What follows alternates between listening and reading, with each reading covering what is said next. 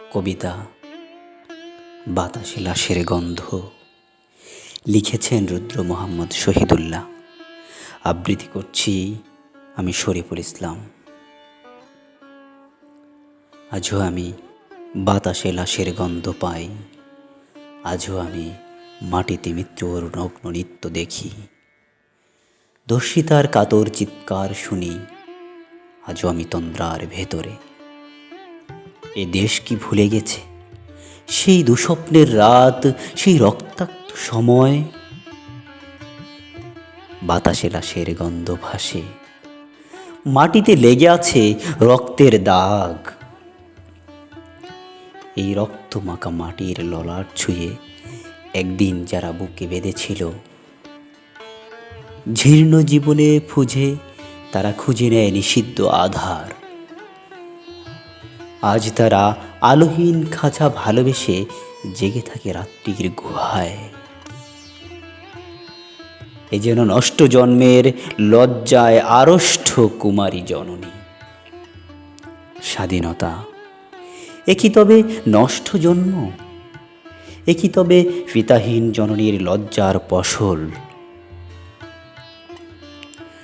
জাতির পতাকা খামছে ধরেছে আজ সেই পুরনো শকুন।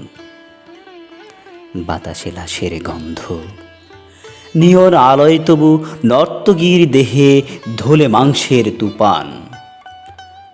মাটিতে রক্তের দাগ, চালের গুদামে তবু জমা হয় অনাহারী মানুষের হাড়। এ চোখে ঘুম আসে না, সারা রাত আমার ঘুম আসে না। তন্দ্রার ভেতরে আমি শুনি দর্শিতার করুণ চিৎকার। নদীতে পানার মতো ভেসে থাকা মানুষের পচা লাশ, মুন্ডহীন বালিকার কুকুরে খাওয়া বিভৎস শরীর ভেসে ওঠে চোখের ভেতরে। আমি ঘুমোতে পারি না, ঘুমোতে পারি না, ঘুমোতে পারি না। রক্তের কাঁপনে মোরা কুকুরে খেয়েছে যারে, শকুনে খেয়েছে যারে। সে আমার মা, সে আমার ভাই, সে আমার প্রিয়তম পিতা।